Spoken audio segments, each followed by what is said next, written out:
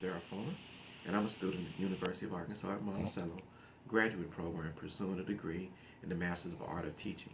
Today I'm going to be talking about improving comprehension in a non-impaired reader.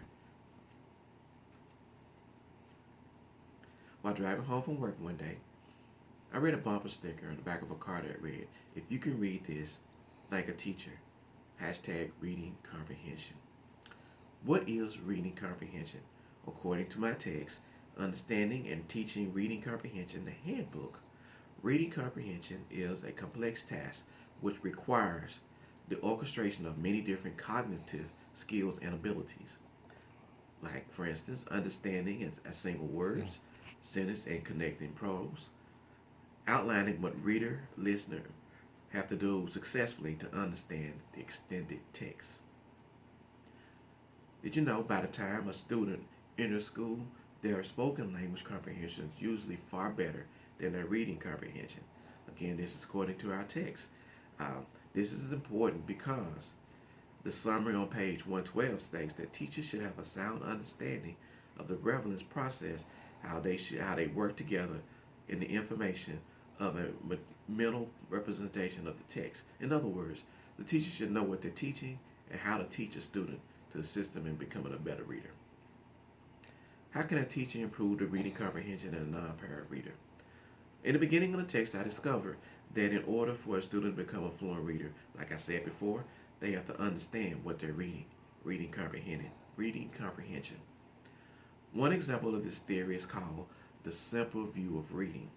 Now, this was originally proposed by Galt and Turner in 1986, but later was revived with Dr. Hollis Scarborough, who created the famous reading group in 1994. And what Dr. Scarborough did, while she was lecturing a group of parents on the complexity of reading, she used pipe cleaners to explain and describe what it takes for a student to become a successful reader. And she had two levels, an upper level which was called word recognition, and a lower level. Upper level was language structure, and a lower level was word recognition. And in those two levels, they had strands that was attached to them. And what she did was she used the pipe cleaners to describe each strand, and those strands were background knowledge that was tied to the language comprehension, background knowledge, vocabulary, language structure, and literacy knowledge.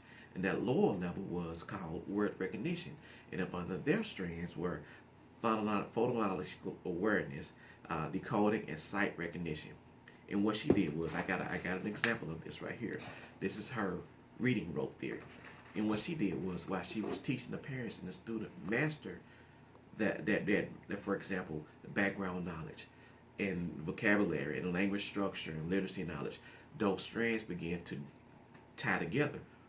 And the same thing with the word recognition. And eventually they met in the middle, forming a rope. So a simple view of reading. The next was Nina Parrish. Nina Parrish had 5 ways to support students who struggle with reading comprehension.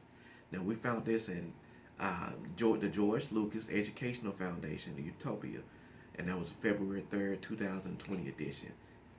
Now, those 5 ways was targeting overall language comprehension, teaching vocabulary, teaching thinking strategies, and have students practice reciprocal teaching, and lastly, direct teaching comprehension skill, or directly teaching language comprehension, directly teaching comprehension skills.